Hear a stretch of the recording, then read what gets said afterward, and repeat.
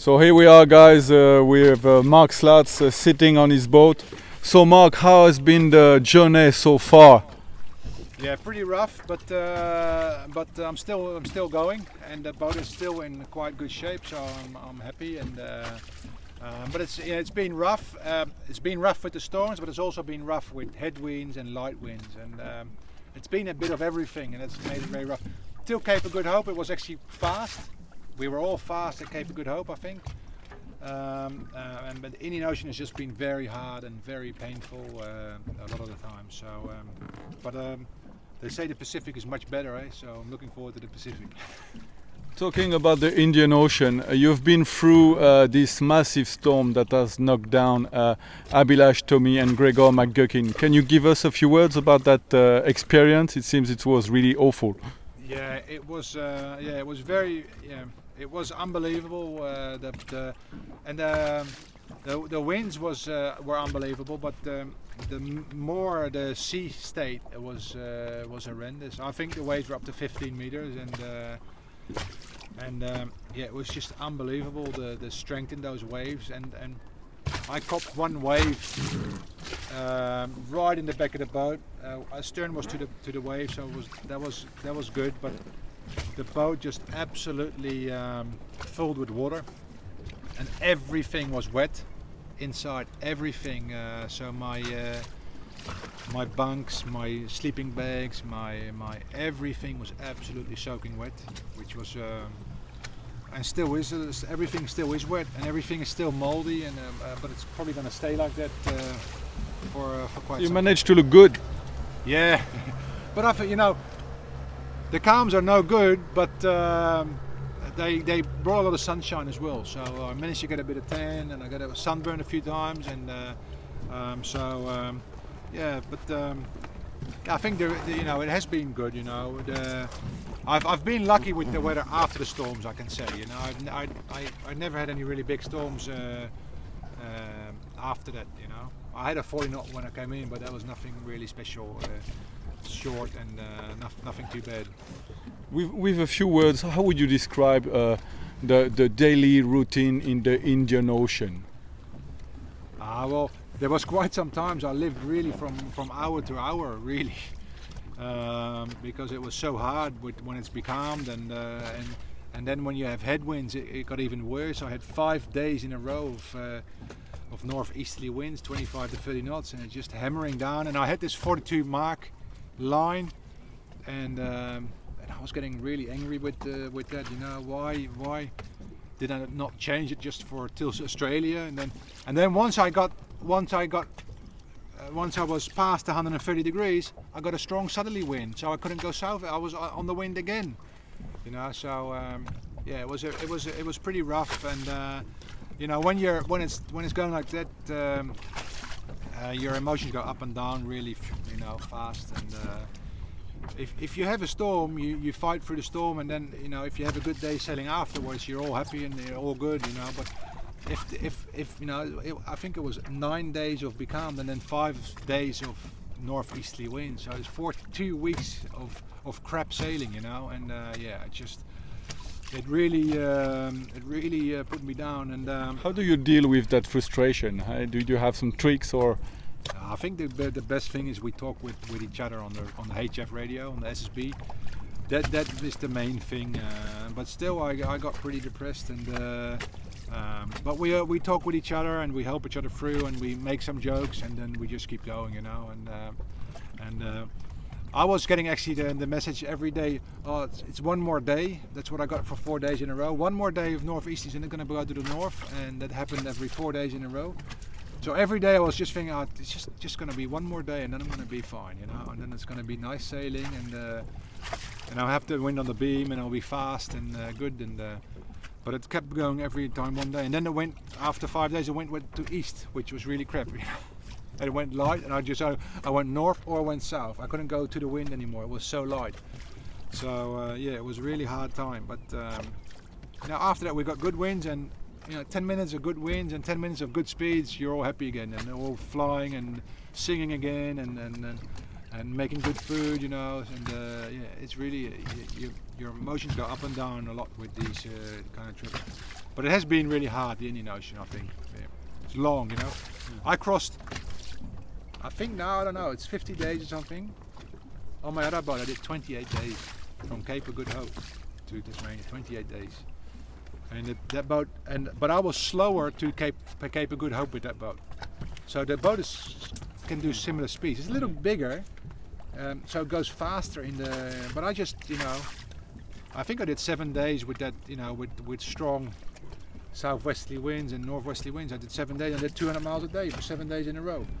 I never had that on this trip. It was always light, you know, and light or very strong. You know, it was very hardly in between. So at some point you realized that you forget your gloves to go into the wild ocean, South Ocean. How did you manage to survive regarding that problem? I made some gloves. Luckily I had some socks, some neoprene socks. So pretty fancy. Yeah, they're really good. So I have 3 different gloves basically. I have this if I got to do some work and it's really cold. Basically when it's hailing or snowing, I did this. I use these, and I haven't used them too often, but because I think I get used to the cold as well a little bit. And then when I have to hand steer a long time and I'm cold, I just use this one. This is a sock, but it's really good. I don't get cold. And then when it's nice weather, it's like when I was with sailing with the spinnakers. It's nice weather. This is stainless steel tiller. It gets cold at night. I just use these, and I just made these also. They're really good. They work really good. They keep my hands warm.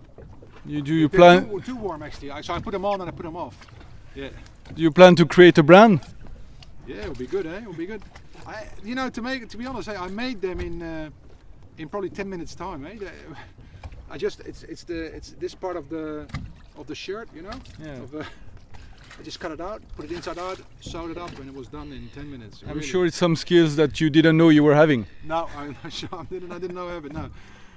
I was actually thinking maybe I should make one with 5 fingers, but I didn't want to cut up another jumper, you know. So regarding the boat, what is the state generally? What is good? What is wrong? You didn't have really time to prepare yourself, and is there a few things that you would change now? Yes, there's a few things I would change for sure. Well, the main thing I would change is I would put the chart table forward inside, because the chart table seems to get wet all the time. You can never leave it with the big waves and big winds, and it's always wet inside the boat. That's the biggest thing, that always gets wet. And then, yeah, you know, well, you don't have a furler at the front. You don't have a furler at the front. No, and sometimes I think to myself, a furler would be really nice. You can play with the sails a lot more, and I used to play a lot with my other sails. But this says it both, you know. I would actually have to put a furler on this boat and sail with it in a few storms with it, and sail in, you know, to see what is better. Yeah. I think probably for the Southern Ocean a furler is maybe better, because you can let out a little bit at a time, and you can take it on slowly. I'm putting up a big sail straight away, and quite often I put it out and then I have to put it back in again, and then the sails end in the water, and it's quite a big fight. But I'm not saying it's in the storms. I love not having a furler, you know. When I know a 40 or 50 knot wind is coming, I can really play. You know, I have my working jib, and then I put the staysail, and then once the wind picks up to 30 knots, I put the working jib down. I put the storm jib up front, and I'm ready for anything. You know, and then the next step is I put the staysail down. And then the next step is I put the mainsail down. You know, it goes from 2 reefs to 3 reefs, or 1 reef, 2 reef, 3 reefs. So I'm really happy. In bad weather, this is actually a really good setup. So it's you know, up and downs, you know. So you know, I never had time to really sail this boat, and the sailing we did, from Les Sables to Les Sables, and I had a lot of people on board, and they were always helping me, you know. And I should have sailed on my own, maybe those trips, you know. And then I would have known a little bit more. And we didn't use the Windvane actually, because we did the Citron Trellis and we wanted to win, you know. And so it's a faster handstand. It's faster than the Windvane. So talking about your Windvane, what is your relation with your Windvane? You trust him? Yeah, well, yeah. It's had some knocks, and it's not in the state it was when I left. But I've got elastic bands on the sides, and in light winds I used a lot of elastic bands to help the Windvane a little bit, and I got used to working it. Sometimes I even put lines all the way inside again, so I can actually help it while I'm cooking or doing stuff. I was actually steering the boat with the spinnakers from inside while I was cooking food and stuff, and I even take the lines into my bed, and when I go to bed I sleep, and when I hear something I can actually pull the Windvane a few clicks. I know exactly what's going on, so the Windvane is pretty important. I like it. The good thing is these are solid Windvanes, and they're strong, and the wave that came in the back that bent the shaft, that wave, it bent the stainless steel rail. It bent, Look, this one is also still bent, It bent so many stuff, and it was so strong, and that door that was in there, that was reinforced with carbon fiber, and it still broke, The pressure was unbelievable in that storm, on that wave that came in the back of the boat. Talking about sleeping, how do many people are really not understanding how you can sleep alone on a boat like this using a Windvane? How does it work? You get used to it. You get really used to it, and you know exactly when you're on a course, which is that you have to stay a little bit more awake, and actually when the wind picks up to 30 to 35 knots and it's on the beam or from behind, they work great. You cannot steer better yourself than the Windvane does, and I actually start to sleep really good when it gets up to 30, 35 knots. That's when, because then there's nothing. Because I have the loose sails and I can really balance the boat very nice, and you get good at that, and that really makes a difference. But I do sleep light, and I do get out of bed a lot. It only happens once maybe every 2-3 weeks that I get a 5-6 hours sleep in one. But otherwise I will wake up every hour or every half an hour to have a look and see if everything is okay. And regarding all what you went through, how do you watch the second part of this amazing journey? Yeah, well, in a way, when the storm hit me, I was really thinking maybe it's better to stop, because it's really I'm getting a little bit worried up here. And but now, having gone through it, and I'm looking forward to the second part, and I'm really looking forward. I'm looking forward to going past New Zealand. Once I'm past New Zealand, that's one like a little bit of a danger point. Once I'm past New Zealand, it's just Cape Horn, and then I'm looking at Cape Horn. And once you go around Cape Horn, I haven't been around Cape Horn that many times, but the times I went around it always eased up straight away after. The wind gets better, the waves don't get as big, and you can still get a storm, but it's never going to be the same as in the Southern Ocean. The waves are not going to be as big, and it's a little different. So I'm really looking to get past New Zealand, and then I'm really on my halfway point in my mind is New Zealand. Can we just have a little tour of the boat, and can you just talk to us about the damages you had mostly around this venue to here? Yeah, the damage I had was mainly in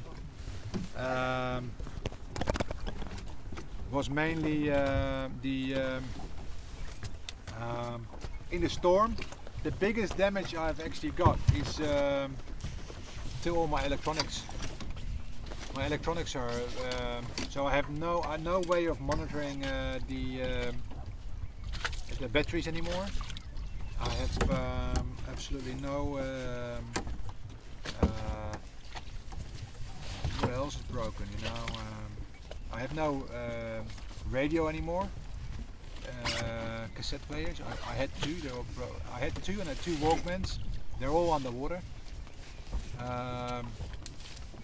Besides that, we don't really have them. I'm really pleased that the VHF is still working, and that my AES is still working. They're both working. But I don't have sockets. I don't have USB sockets anymore. I just have one battery, a light with a, you know, from Milwaukee. You have the.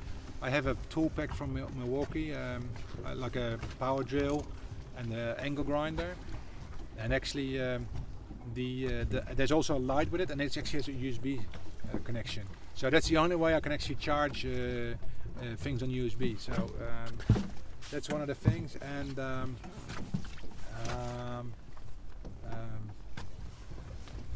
what about the food? What about the water? yeah, so the cans are starting to rust very quickly.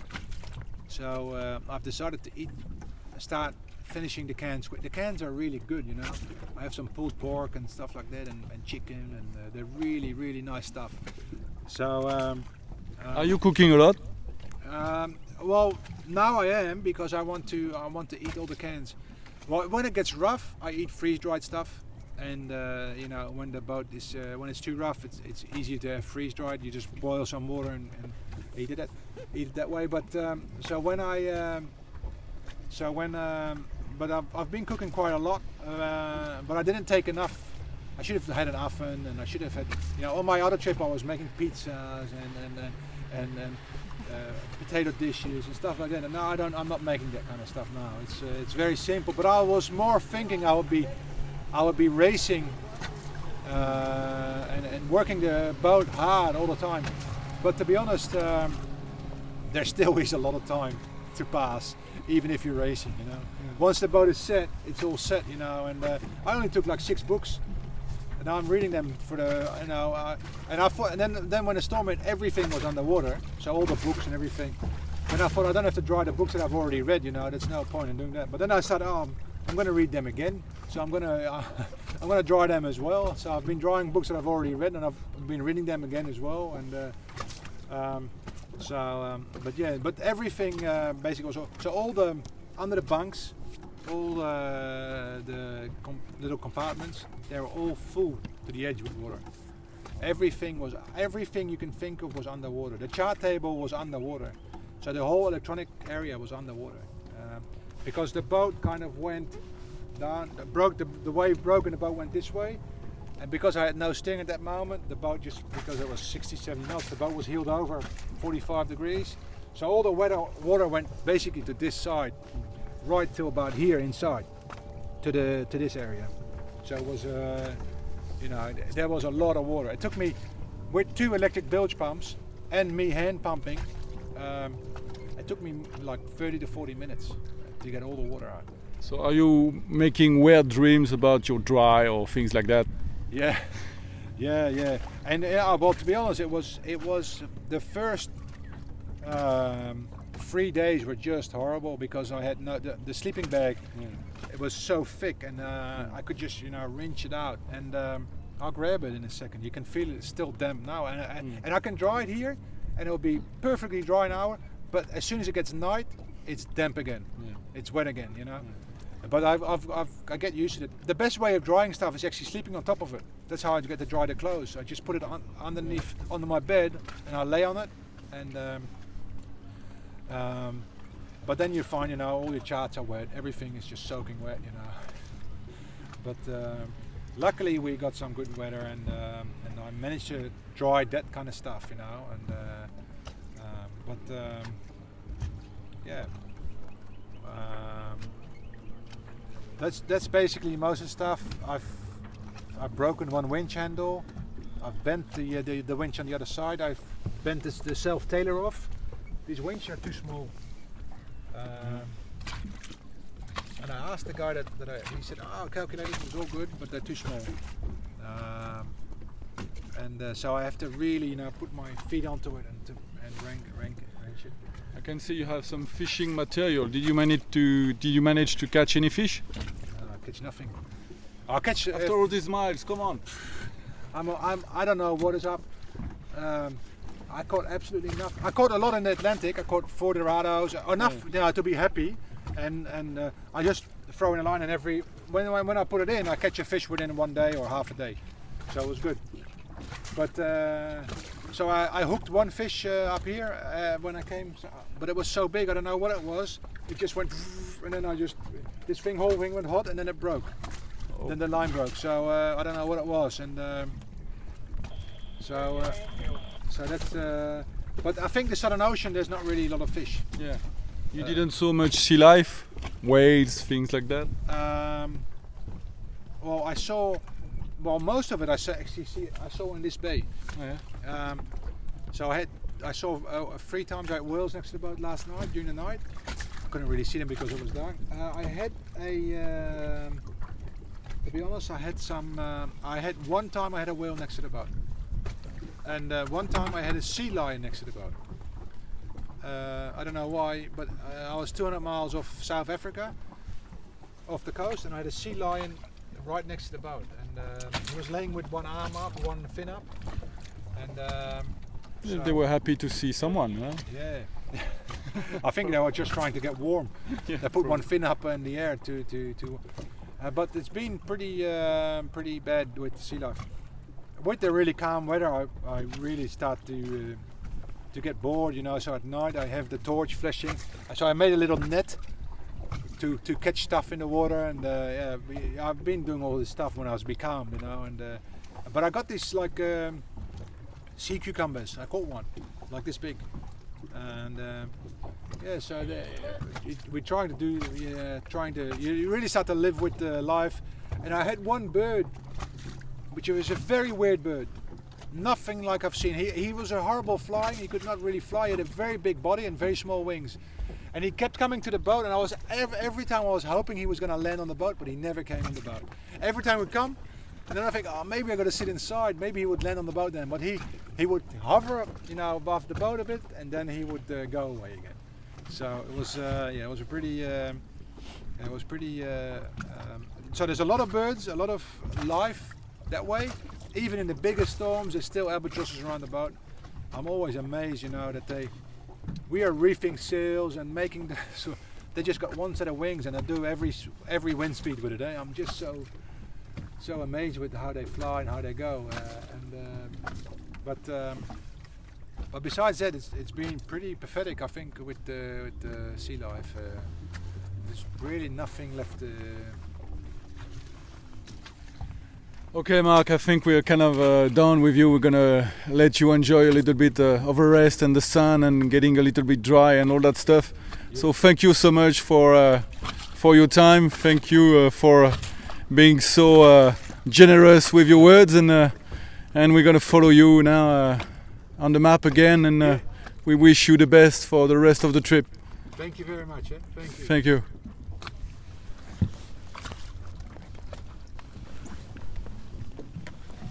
Yeah, and one of the things I also have, all my sailbags are too small. Ah, yeah. Yeah. And so